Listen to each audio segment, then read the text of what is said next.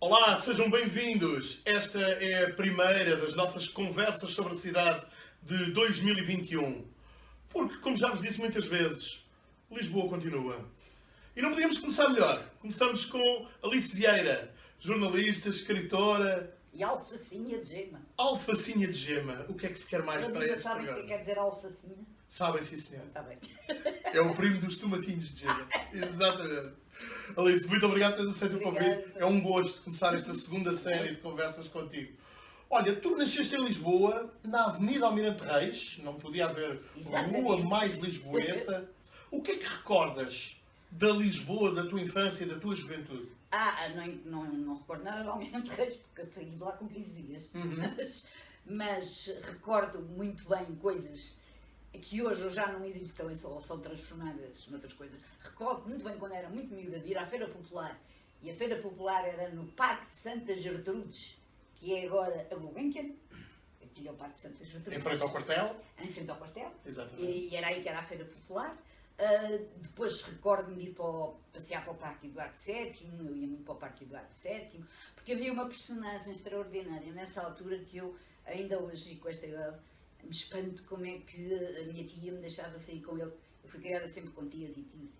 Que era um personagem que aparecia muito em Lisboa, que era o Catitinha. O Catitinha era um velho enorme, meio tonto, diziam que tinha ficado assim porque a filha tinha morrido atropelada, que, imagine, vinha buscar as crianças a casa e ia connosco todos, atrás dele, passear para o Parque Eduardo VII.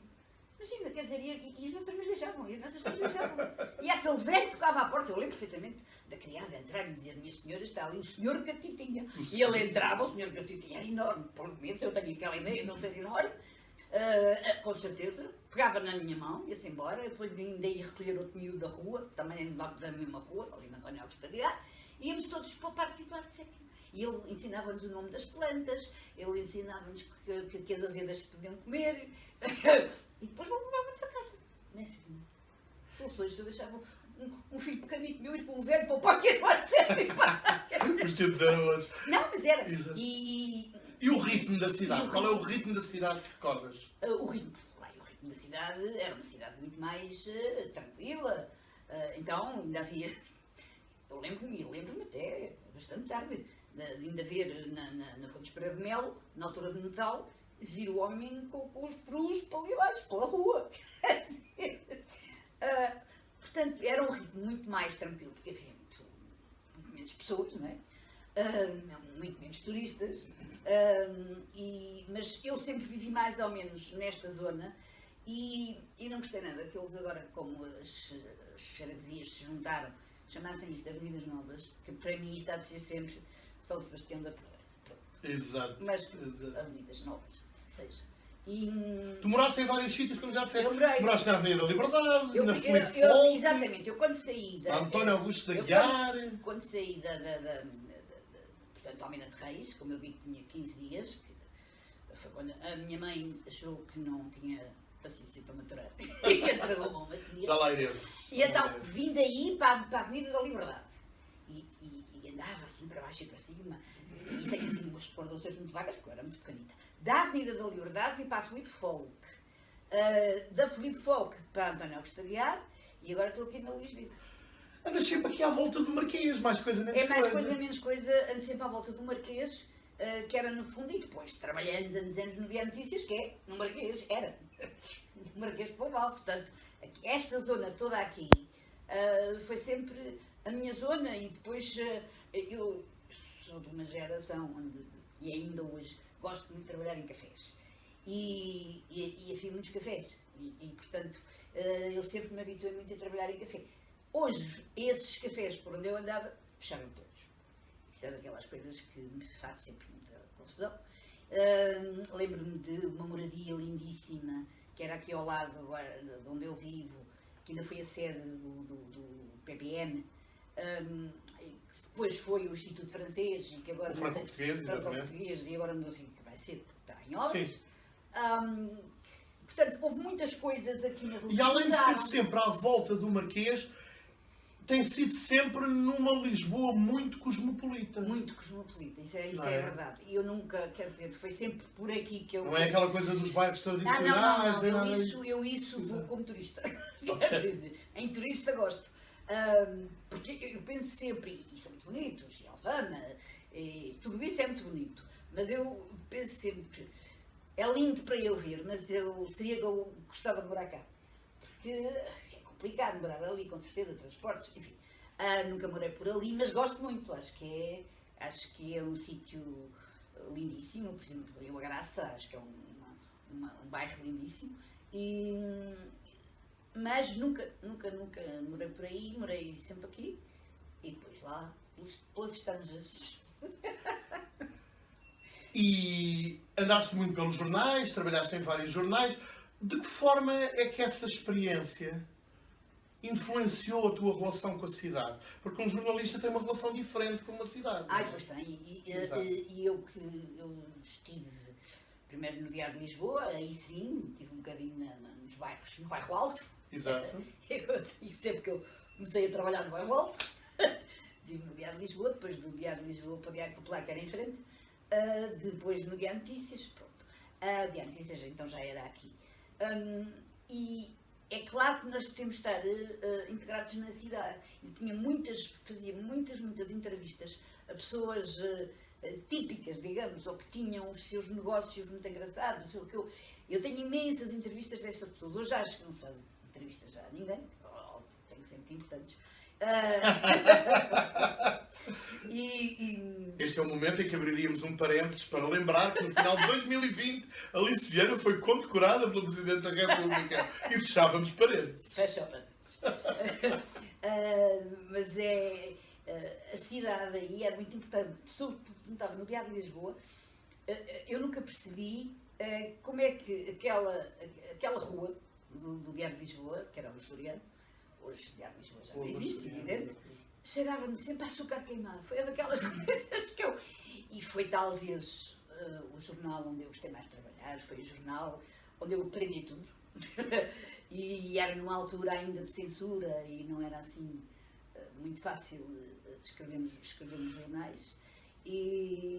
Mas foi assim a grande experiência. E realmente estavam, tanto o Diário de Lisboa como o Popular, estavam muito integrados mesmo na cidade. E havia as festas populares e as marchas populares e aquelas coisas todas. E a gente ia cobrir isso tudo. E como jornalista, eu também já trabalhei em diários, descobrimos coisas na cidade que muitas vezes passam despercebidas. Exatamente. Exato. É isso, é andar assim com os olhos de ver coisas, não é? E é a minha cidade, embora hoje já esteja um bocadinho diferente. O que é que sabe fazer? Nós também vamos ficando diferentes. Claro. Portanto, é justo. É.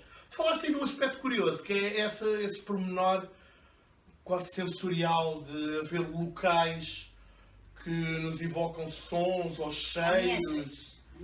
Ameixas. E realmente, ainda hoje, que já não há o Diário de Lisboa, sei que é ali, deve ser um breque qualquer, ainda hoje, quando passo por lá, aquilo me cheira a açúcar queimado. Eu nunca percebi, porque eu sou muito de cheiros. Isso uma vez, eu estava em Bolonha, na Itália, e eu e uma amiga minha, e ele disse assim: vamos almoçar aqui em um restaurante que eu gosto muito. E ela disse: como é que se chama? Eu disse: não sei, mas eu entro pelo cheiro, digo-te. E então andámos pelas arcadas, estás a ver? E entrar neste. É este. Cheiro. Eu pelo cheiro, sou como os cães, eu vou pelo faro. É mesmo isso. Entretanto, em 1979, descobriste que sabias escrever para jovens. Pois, parece que sim. De maneira que em 1979 escrevi um livro que não era para ser publicado. Portanto, porque é que os meus filhos estavam sempre a queixar que não tinham nada para ler. E um dia eles estavam de férias, eu também. Ali não era aquela mesa, noutra mesa, acho que. Assentámos e eu disse, pronto, vamos nós três escrever uma história, eu e eles dois. E foi assim, eles iam dizendo coisas, eu ia dizendo outras, depois escrevíamos, depois eles riam muito e diziam, isso agora já não é assim. E pronto, e ao fim de 20 dias, que era o que eu tinha de férias, que eles tinham mais, a história estava pronta, eu guardei. Eu lembro-me que um deles até chegou a levá-la para a escola, e colou na escola, e eles gostaram muito, e riram muito, e não sei o quê. E um dia eu estava no Diário de Notícias, e ligam-me para lá, a dizer que eu tinha ganho o prémio. Eu disse, prémio? Qual prémio? Não, tinha sido o meu marido que tinha pegado no texto e tinha mandado aquilo para o prémio. Como é que se chamava o prémio daquilo? Já sei! Ano Internacional da Criança, que era em 1979. Havia uma editora que se estava a lançar, então tinha organizado esse prémio. Qual era a editora? Já era a Carinho, que estava a lançar naquela altura. Okay. Organizar esse prémio, ele mandou, não me disse nada, e eu ganhei. Pronto, tu já sabes, quando uma pessoa ganha um prémio, pronto, há logo entrevistas, o livro vende-se muito, pronto, as pessoas gostam sempre muito, tem um prémio, e o editor também ficou muito contente, e pediu-me logo outro, e eu escrevi outro, e mais outro, e mais outro. Mas eu tinha escrito para aí 5 livros, e ainda pensei assim, eu vou deixar isto não é a minha vida, quer dizer, eu estou no jornal, mas também me fazia falta, quer dizer, porque como tu muito bem sabes, a escrita de livros é uma coisa, a escrita de jornais é outra. E complementam-se de alguma forma. Complementam-se, mas se misturam dá muito mau resultado. Há estratégias, há elementos que nós transportamos de uma coisa para outra. E eu digo sempre, a minha escrita de livros é uma escrita de jornalista. Está lá tudo, quer dizer, eu escrevo com frases curtas, eu não uso adjetivos, eu não sei o quê, tudo aquilo. O teu grande amigo Mário Zambejal está sempre a dizer o mesmo. Dantes. Está sempre a dizer o mesmo. Dantes, quando a gente ainda... os jornalistas ainda sabiam alguma coisa, não é? Desculpa, isto também é outra parte. A gente aprendia nos jornais exatamente isso. Se eu posso escrever uma história em 10 páginas, em 10 linhas, para que é que é de escrever em 20? E quanto aos adjetivos, muita cautela. É só aquilo que quer dizer mesmo aquilo e mais nada. Eu hoje fico assim, quando ouço incrível, hoje está na moda, é o incrível. É tudo incrível. Isto é incrível, foi incrível. As palavras têm moda, não é? O incrível agora já não se aguenta, não é? E depois o que é incrível? É como dizer, olha... Agora somos todos resilientes. Resilientes. É como dizer assim, está um dia lindo. Olha, está um dia lindo para quem? Quer dizer, para mim não está, porque eu não gosto de chuva. Se calhar o agricultor está, porque eu preciso de chuva. Pronto, não quer dizer nada. Eu tinha um amigo que era professor e quando eu perguntava lá aos alunos qual é a tua opinião sobre este livro ou sobre este texto, e eles diziam, é boa. Eu respondia sempre, boa era a sopa da minha avó. Porque as coisas têm que ser. E as pessoas já sabem isso. Muitas vezes dizem, eu já sei que tu não gostas de adjetivos. Pronto, realmente. Há coisas que se aprendem no jornalismo, não é? E por isso eu digo, de resto, nós fizemos... E olha, isso é uma profissão que nos ensina a ver. A ver, claro. Porque as pessoas vão pelo caminho e nem veem o que se passa. Eu quando saía de casa para o Diário de Notícias, ia sempre a pé, claro, isto era pertinho, eu dizia sempre, eu quando chegava lá, eu já era capaz de escrever 50 histórias. O que se ouvia, exato. O que se via, o que se... É preciso a gente estar com ouvidos de ouvir, não é? Ouve-se ver, como se já tinha ver. Exatamente. E ouve-se sempre tanta coisa. E depois também tive sorte, uma vez saí do Diário de Notícias, vim cá fora, não sei se ia ver um café, qualquer coisa, saí, e quem é que eu vejo cá, mesmo à porta? Um brasileiro das telenovelas, que era aquele que fazia do Dr. Mundinho, que era um já sua coisa mesmo. E eu, o Wilker, era o Wilker. José Wilker. José Wilker. Eu olhei para o homem e disse, olha, venha aqui comigo. Eu disse, olha, isto é o Diário, disse, eu vou fazer uma entrevista. Porque nessa altura, também, eu, e pelo menos em todos os jornais que eu trabalhei, eu não tinha de pedir licença ao chefe de redação para fazer uma entrevista a quem quer que fosse. Quando o chefe de redação chegava, eu dizia, olha, encontrei fulano, fiz uma entrevista para sair amanhã, pronto. A gente fazia, tinha mesmo autonomia para fazer isso. Entrevistei uma data deles que eu encontrei na rua. Vamos. Mas, e eu digo sempre, eu sou uma jornalista que também escreve livros, porque o meu jornal, os meus jornais, quer dizer, hoje, se me dissessem para de escrever, e eu tenho 2 livros para acabar, mas se me dissessem para de escrever, eu parava logo. Agora, dos jornais, eu tenho 2 jornais, uma revista, e se parasse era muito complicado.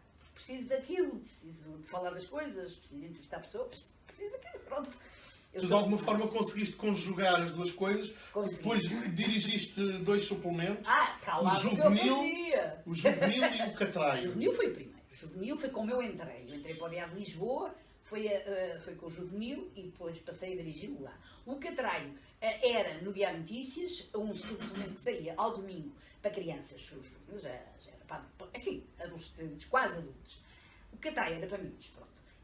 Mas eu fazia o catraio ao sábado e domingo, os outros dias estava bem tudo do jornal. O que eu gostava de perguntar referente a isso é: porquê é que achas que hoje em dia há tanta literatura para a infância e tão pouca literatura para jovens e adolescentes? Não sei explicar, mas é verdade que há. Há literatura para crianças ainda. Exato, para exato. crianças, Todos os para registros, diferentes e é estilos, como isso, etc. e há muito bom, e há coisas ótimas. Mas depois, para quando eles entram ali na pré-adolescência ou adolescência mesmo, exatamente. não há praticamente não nada. Há praticamente nada, é Porquê? verdade. Ou são sempre os mesmos, somos sempre os mesmos, Sim. ou não há... E depois é tudo muito repetitivo, percebes? Ou são aventuras, ou são não sei o quê, é tudo igual e não sei o quê. E eu acho até que logo no princípio, a Rosa, a minha irmã Rosa, que foi esse primeiro livro que ganhou o prémio, teve o prémio e ainda hoje eu vou à escola e os miúdos adoram aquele livro foi escrito há 40 anos. E sou eu que depois quando estou a conversar com eles, lhes pergunto: vocês não acham nada de estranho? Não, gostamos muito, não sei o quê. Não, então olha, vocês não acham estranho que a coisa mais divertida que a miúda tinha para fazer era colar cromos? Vocês não acham estranho? Não via, sei lá, as televisões, os computadores. Pois, que depois aí é que eles pensam que foi há 40 anos. Portanto, realmente, as coisas há 40 anos eram diferentes. Porque, no fundo, o que lhes toca, digamos, é a história em si, é o que ela pensa, é o que ela sente, é o que ela... O resto, como eu dizer, os adereços... Mas a verdade é que o Rosa, a minha irmã Rosa, marcou gerações sucessivas. Olha, no outro dia, Apesar dos 40 anos. Aqui há Saiu dias. agora a versão em banda desenhada muito recentemente, do João Amaral. do João Amaral. Aqui há uns tempos eu estava à feira do livro e apareceu uma miúda com a Rosa, minha irmã Rosa, muito manuseada, e eu gosto, é prova que eles leram. E eu disse: sim senhora, isto, não me digas que isto já era da tua mãe. E ela disse: olha, veja aí a dedicatória. Eu tinha uma dedicatória para a avó, uma dedicatória para a mãe, uma dedicatória para ela. Genial! E eu para a avó. Genial! Daqui a uns anos vais ter que fazer para a filha. Não, e depois todos eles se vendem bem, não tenho nenhuma razão de queixa. Mas eu digo sempre que eu vivo de 3, que é a Rosa, minha irmã Rosa. A Rosa vai na 35ª edição. É quase uma por ano. É a Rosa, minha irmã Rosa. É o Chocolate à Chuva, que é um bocadinho a continuação. E o Leandro Rei da Ilíria, que é peça de teatro. Eles dão isso no liceu, na escola. São os teus cavalos de batalha. É os meus cavalos de batalha. Vá, manda. Alguém contar a história de Maria, que não tinha boneca, na casa da praia, onde o vento entrava pelos lados todos, que dava o seu amor inteiro a uma pedra, por suas mãos carinhosamente vestida e despida de folhas, de areias, de conchas, que, para a pedra, inventava todas as noites canções de não ter medo do vento, da maré cheia, de coisa nenhuma. Alguém ouviu a história de Maria, e uma boneca, um dia, caiu nas suas mãos, olhos de vidro azul, cabelos loiros, gente quase. Redondos, redondos os olhos de Maria. E todas as manhãs Maria acorda com um sorriso para a boneca nova, olhos de vidro azul, cabelos loiros, gente quase. Ajeita-lhe o vestido, fica uns momentos parada, a dizer-lhe até logo, e corre para a praia, a embalar a pedra. Isso é uma história verdadeira. Isto é um texto teu escrito um ano depois, em 1980. Pois, eu já lembrava. Num livrinho que se chama Todos Nós. Era isso, era uma antologia, já não sei. Foi vários autores e cada um escreveu. Mário Castrinho, Maria Judite Carvalho, É. Carlos Pinhão, Miguel Serrano, Orlando Gonçalves, É, o Manuel Geraldo, com quem eu todos trabalhei, escreviam uma Manuel história Alves, o pequenina. Pedro Alvim, António Tadeu, Alice Vieira, António Costa Santos, Pois era, Marte, Rui histórias, Cunha escreveu Viana, uma história José Jorge Letria, Alice muito Nicolau. pequeninos, e esses eram textos muito pequeninos, mas isso era Fantástico. uma história mesmo verdadeira, na praia da Costa Nova, onde eu ia quando era mais nova, e contaram-me, feito como eu digo aí, contaram uma história, e eu depois ainda via miúdo e ela realmente estava sempre com o pé dela. Sempre com o pé dela. Aquilo é que era amor. Não há amor como ao primeiro, não é? Olha, tu viveste em Paris, há pouco fizeste uma alusão a isso. Davas-te com outros lisboetas em Paris? Dava-me sobretudo, dava-me com muitos lisboetas, não, porque eu não fui para Paris, como é que eu ia dizer, refugiada política. Sim. Eu fui para Paris porque me zanguei com as pessoas e bati com a porta. E foste à tua vida. Exatamente. Por isso, não me dava muito com esses, mas dava-me sobretudo com aqueles que estavam lá ou a trabalhar, dava-me muito com o Manuel Newton e com a Maria Palmeirim, que é um grande, já está formado, enfim, mas era um grande músico que estava lá a trabalhar e a estudar, que são os pais do Vasco Palmeirim. Vasco Palmeirim. Que ainda Ele não- fala muitas vezes ainda também, nem Palmeirim. era sonhado nessa altura. Pronto. Dava muito com esses, depois dava-me com pessoas, por exemplo, eu quando fui para lá, não sabia nem o que ia fazer, nem para onde é que ia, nem nada. E eu lembrei-me que a minha prima Maria Lamas morava lá, bati-lhe à porta e fiquei lá a viver com ela. Portanto, eu apanhei as pessoas, sobretudo as pessoas que eram amigas dela e que iam vê-la. Uhum. E a Maria Lamas era uma pessoa extremamente importante, toda a gente a conhecia, e o trabalho dela, e o passo dela contra o regime, tudo isso. E ela recebia pessoas que eu nunca na minha vida tinha pensado conhecer, que era o Jorge Amado, que era o Neruda, quer dizer, eu estava a olhar para ele e dizia, meu Deus do céu, eu nunca pensei conhecer este homem. Quer dizer, e isso, e depois abriu muito a cabeça, porque aqueles tempos, aqueles anos lá, abriu-me assim muito a cabeça e nós íamos sempre, o António José Saraiva, também que fazia parte do nosso grupo, a Teresa Rita, A Teresa Rita Lopes. a Teresa Rita Lopes, e íamos sempre jantar juntos, sobretudo um chinês, para onde era mais barato. Pronto. E depois apanhei o maio de 68, quer dizer, eu estava lá e aquilo explodiu, e eu então vivia mesmo quase ao pé da Sorbonne, naquelas batalhas. Eu uma vez fui parar à Sorbonne, nem podia respirar porque era tanto gás lacrimogéneo que eu tinha apanhado. Fui lá para o hospital para ver o que é que aquilo era. E foi, quer dizer, para quem vinha assim de um país como este, foi abrir os olhos, quer dizer, realmente a gente pode fazer as coisas, então não há de poder fazer as coisas. E do que é que sentias mais falta de Lisboa? De Lisboa sentia falta dos amigos, evidentemente, não é? E depois, repara, naquela altura, não havia telemóveis, lógico, não é? E eu tinha telefone no quarto. Portanto, eu tinha que ir, quando queria falar ao telefone com alguém, tinha que ir aos correios, marcar o dia, a chamada, e olha. E era isso que eu fazia, sentia muita falta, realmente, dos meus amigos, que me escreviam muito, e eu escrevia-lhes muito, acho que ficou daí a minha paixão por escrever postais para toda a gente. Era o que é que me fazia falta. E espaços físicos da cidade, havia algum que recordasses mais? Não muito, sabes? Eu em Paris, eu gostava tanto de Paris ainda. Estavas imersa a minha grande na cidade. realidade. Se não é Lisboa, é Paris. Isso aí. E a última vez que eu lá. Olha, para lá estar agora? Não posso. A última vez que eu lá estive foi no dia do incêndio da Notre Dame. Epá, o que eu chorei, vocês nem fazem. Tudo ali à porta a ver aquilo, a ir por ali abaixo. Não, sabes, eu.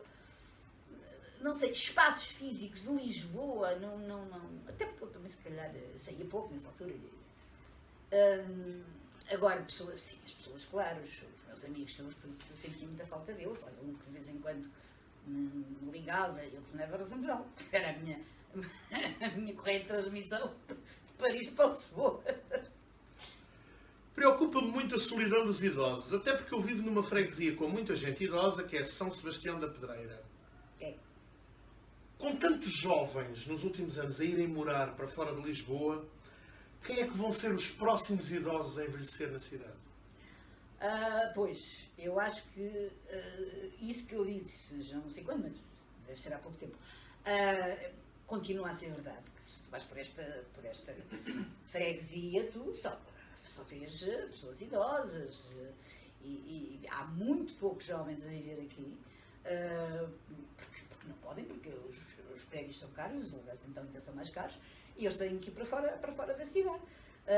Portanto, os próximos velhos, não sei, se calhar isto fica assim um bocadinho certo, ou os que são novos agora poderão regressar. Isto agora com as pandemias e tudo, as casas já não têm o preço que tinham. Eu ontem estive a ver, tenho um amigo que vende casas e estivemos a ver e realmente o preço das casas hoje, meu Deus, lá há uns anos era o dobro ou o triplo.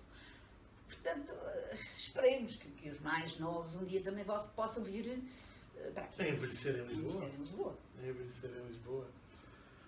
Olha, tu contas, há um livro sobre ti, onde tu contas, e já fizeste uma rápida alusão a isso, que foste criada por uns tios. Vários tios.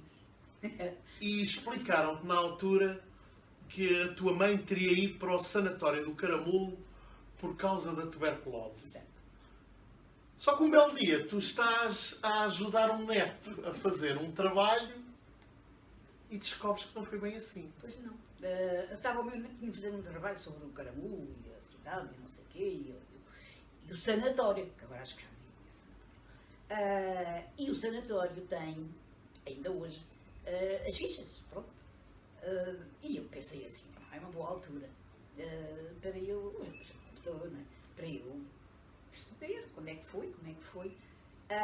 E não, quer dizer, sim senhor, ela tinha estado no sanatório do Caramulo, mas quando ela foi para o sanatório do Caramulo, eu já tinha 7 anos, portanto, não foi quando eu nasci. A mim, aquilo chocava-me, porque me faziam quase crer que a culpa tinha sido minha, quer dizer, eu tinha nascido, ela tinha ficado tuberculose e tinha ido para o sanatório, onde se recuperou muito bem, mas pronto, mas tinha ido para lá, e não tinha sido nada daquilo, porque de resto, eu nasci com 15 dias, porque ela disse que não tinha assim muita paciência para atirar as crianças, e foi uma velha tia minha que me infernizou a vida toda, mas pronto, que ficou comigo. Depois nasceu ainda o meu outro irmão a seguir a mim, um ano depois, que também foi entregue a outros tios, e esse morava ali na Filipe Fogo, sim senhora. E depois ainda nasceu mais outro, que é o mais pequeno, nós temos sempre um ano de diferença uns dos outros. Todos em março, eu faço a 20, o meu irmão a seguir fazia a 14, porque ele já morreu, e o meu irmão mais novo faz a 2. Portanto, ela teve esses filhos todos, antes de ir para o Caramulo. E não ficou com nenhum. Portanto, ela foi entregando os filhos todos, não lhe dava jeito, porque disse que não tinha paciência. E como é que tu, a partir desse trabalho que estavas a fazer com a tua neta, estavas a E eu contar? olhei para aquilo, eu disse, olha, não foi nada disto. Para já fiquei um bocadinho aliviada, porque não tinha sido por minha causa, que ela tinha ficado tuberculosa. E tu foste consultar os arquivos. Eu pedi-lhes, lá eu mandei-lhes um mail, disse o que é que se passava, dei o nome da senhora, e não sei o quê, e a data. E foi aí, quando eles me responderam, sim senhor, temos uma ficha, a data é que não confere. O ano é que não confere, e não sei o quê, pois lá dá para a minha mãe, claro. E pronto, e não. Eu achei muito curioso este episódio, para além de toda a dimensão que ele envolve, que não é preciso estar a explicar, mas também porque esta lembrança, digamos assim, de contactá-los, é a jornalista a funcionar. Claro que é. Eu podia, o meu neto ia fazer o trabalho, eu podia ajudar alguém a fazer o trabalho todo, mas fiquei a fazer, não sei o quê, deixa cá. E pronto. Ainda bem que há as novas tecnologias, que eu não ia agora ao Caramulo. Mas foi de facto a jornalista a ir atrás da sua própria história. Exatamente, deixa-me cá ver o que é que foi. E isso vou, e às vezes vou procurar coisas, mesmo pessoas que eu conhecia, o que é que fizeram, não sei o que, isso vou. Sou muito jornalista. Ainda colaboras na revista Audácia dos Missionários Colombianos? Eu colaboro, olha, ainda anteontem, mandei texto. Eu colaboro. Isto era assim. quem colaborava com os missionários combonianos era meu marido. Quando ele morreu, e já foi há uns 18 anos, eles trataram, e durante, ele teve 3 meses no hospital, e havia sempre um dos missionários a fazer-me companhia lá no hospital, todos os dias. E eu tinha que fazer alguma coisa por isto, não é? E então lembrei-me e perguntei se eles quisessem, disseram logo que sim, e desde essa altura que eu tenho 2 páginas da revista Audácia, que é a revista deles para jovens e para crianças, eles ainda têm Alemar, que é para adultos, e dou muito bem com eles, e sou muito amiga deles todos, e ainda agora que está em Roma me ligou a saber como é que eu estava. Nós estamos todos muito bem, uma das coisas que me faz muita falta é isso, é o jantar, é o almoço de Natal, não podia ser lá, porque nós fazíamos sempre num dia 22 ou por aí, o nosso almoço de Natal lá nos combonianos. Agora não podemos, quer dizer, somos muitas pessoas, não dá. A tua relação com a religião, com o espiritual, é uma coisa racional? É assim, o meu marido era católico. As pessoas acham muito estranho, dizem, católico e comunista. Exatamente. Tens que admitir que não é muito habitual. Não, mas há o José Manuel Ou pelo menos não era. José Manuel Pereza e há outros que eu conheço. E depois, quando eu conheci, eu tinha 18 anos, não é? E a primeira prenda que ele me deu foi uma Bíblia. Eu faço coleção de Bíblias a partir daí. E nesta minha mês deu-me uma Bíblia e disse-me, quando tiveres algum problema, abre que encontras o que é preciso. Isso é poderoso. É assim. E pronto, eu a partir daí fui com ele. E somos católicos, apostólicos. De resto, eu sou muito amiga do Tolentino, que é o que está agora com o Papa lá em Roma, é cardeal. E isso vai há 30 anos, ou coisa assim. Mas dou-me muito bem, quer dizer, naquilo que é bom, acho que é bom, naquilo que é mau, acho que é mau. Tu escreveste um romance, Os Profetas. Isso é outra coisa. Onde ali pelo meio se podem encontrar algumas entrelinhas mais ou menos críticas a algum dogmatismo. Claro, mas isso aí, isto era assim. Eu gosto muito da Madeira e ao Porto Santo. E fazia-me um bocado de espécie no Porto Santo, só na Madeira, no Porto Santo, o maior insulto que se podia para chamar a uma pessoa era profeta. Seu profeta, cá está ao lado jornalístico. Porque é que isto é um insulto? Quiseste descobrir a história. E fui ver o que era. E então lá descobri num calhamaço, pelo meio de outras histórias, a história que tinha sido de uma heresia que tinha sido só no Porto Santo, com 2 irmãos que se diziam profetas, que tinha posto aquela ilha a ferro e fogo.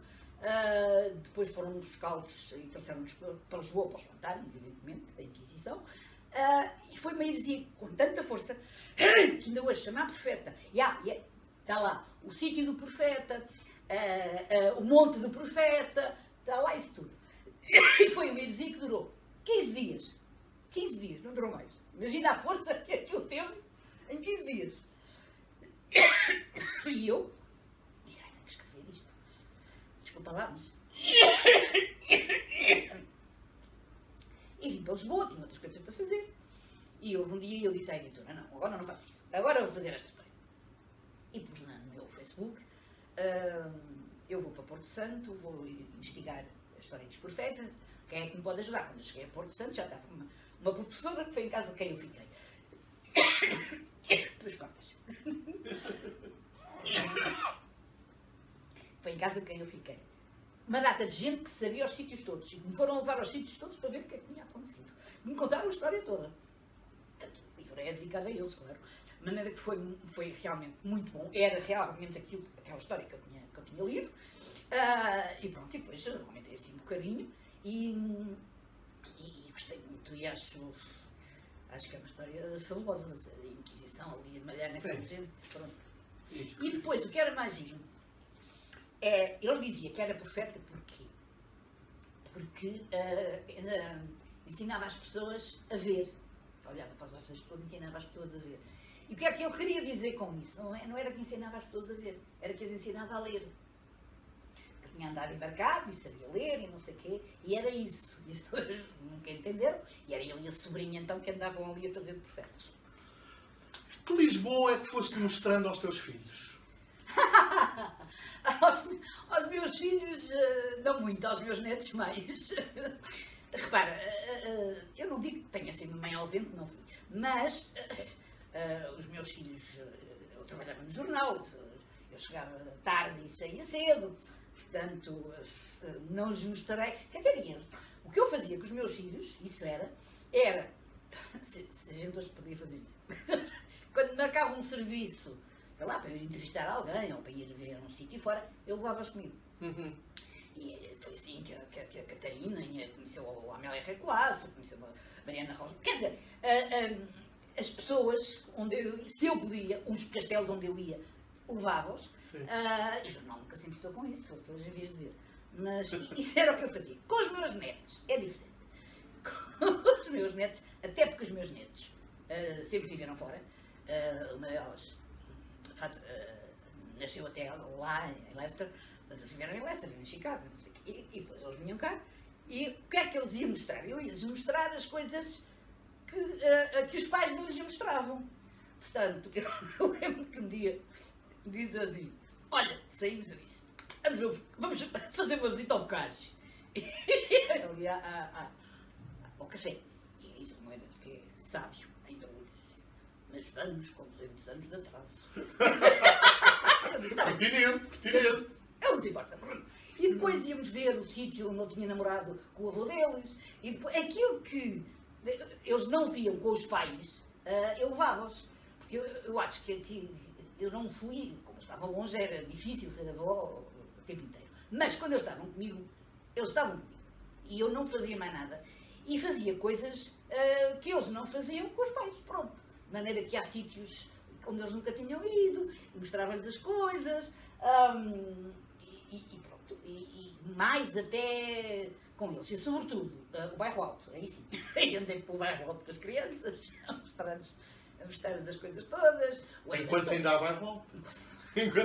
O Adamastor, que eu ainda não sei se é Adamastor, mas acho que ainda sim, ainda deve haver.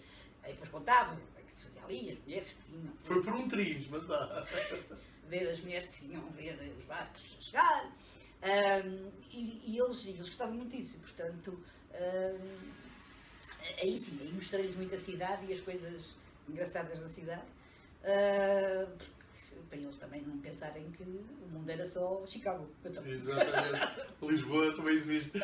Como é que tu tens olhado para a transformação de Lisboa, digamos, nos últimos 20 anos? Eu creio que a partir da Expo terá sido um momento-chave para iniciar-se uma grande transformação nesta cidade. Uma transformação enorme. Tanto assim que eu tenho um livro sobre Lisboa. E aquilo, Lisboa, naquela altura, como eu digo, vamos ver o que é que vai acontecer aqui, onde era a Expo. Uhum. Que aqui, até agora isto era lamaçais e Exato. lamaçais. E depois a gente vê surgir aquilo tudo. Quer dizer, o Parque das Nações é assim uma coisa fabulosa que eu acho. Foi um milagre que assistimos todos. Milagre que assistimos todos. Mas não sei, vamos lá ver, não sei se tem muita vida comunitária. Uhum. Não sei se as pessoas se dão muito umas com as outras. Há pessoas, sim senhora, tenho aqui vizinhos que fazem isso, que vão para lá correr, não é? Isso é outra coisa. E eu gosto muito de ir para lá também, e andar por ali a ver o Tejo, e há lá uns restaurantes muito bons. Isso. Ou seja, pelo menos as pessoas dos outros bairros vão lá. Vão lá! Não, Exato. nós vamos lá. Exato. Agora, saber se, por exemplo... Se tem uma alma própria, não é? Eu tenho um amigo meu jornalista, não sei quem é, que o filho tinha lá uma casa, o filho foi-se embora e ele foi lá para ficar com a casa do filho. E ele é um bom jornalista, é um homem de convívio, já para o café, vai, e teve de se ir embora, porque não aguentava aquilo. Portanto, quem mora lá, ou se realmente adaptou, é mesmo aquilo que gosta, com certeza, ou são os outros que vão lá ver, mas é um sítio muito bonito. O que se fez ali, e eu lembro-me que as expos noutros países... Algumas correram mal. A de Espanha, a de Espanha, mais longe. A de Espanha. A de Sevilha correu muito mal. Exatamente, correu muito mal. E a gente Nós sempre fomos bons a aprender com os erros dos outros. Então, não é? E depois era... Eu acho que fui à Expo, enquanto ela esteve aberta, acho que fui lá todos os dias. Acho que fui lá todos os dias. Eu vi tudo, vi Eu aquelas... também trabalhava a menos de 500 metros. Até fui havia um barco que vinha de Cascais, parece que era, até ali. Também fui, eu fiz tudo, eu lá vi tudo o que era para ver, os pavilhões todos, tudo. O que eu achei menos graça foi para ver Portugal, mas isso depois lá me explicaram, porque aquilo era muito bonito. E a partir daí, Lisboa tem-se vindo a transformar. Tem-se vindo a transformar. Arrisco-me a dizer muito rapidamente. Muito rapidamente, às vezes não tão bem quanto a gente gostaria, não é? Mas, por exemplo, aqui no Paradelo, perto da minha cor, que era um hotel, o hotel fechou, agora reconstruíram o hotel. O hotel não, os apartamentos, aquilo é horrível. As paredes são pretas, estás a ver o quê? Paredes pretas. E houve uma altura que qualquer coisa que fechasse seria para ser um hotel. Não é? Isso era. O hotel, a parte do hotel. Aquilo era tudo hotéis. Agora a coisa está complicada. Mas, apesar de tudo, há coisas que eu não gosto, claro, e acho que as pessoas que vão Mas apesar de tudo, há coisas bem piores noutros sítios, não é? A pessoa, Claro. Aqui ainda há umas zonas que não fizeram assim grandes estragos, nem coisas muito altas, mas pronto. É preciso ter alguma cautela. É. Mesmo para terminarmos, Alice, peço-te que completes a frase como te ocorrer. A minha Lisboa é... É o Tejo, é a luminosidade que advém do Tejo ser muito largo. E os meus cafés que ainda restam. E muito bem. E pronto, foi a conversa, com muitas conversas dentro, com a Alice Vieira, esta primeira de 2021. Para vocês, um ano melhor que o anterior. Bem, espero. Esperamos todos. Até porque Lisboa continua.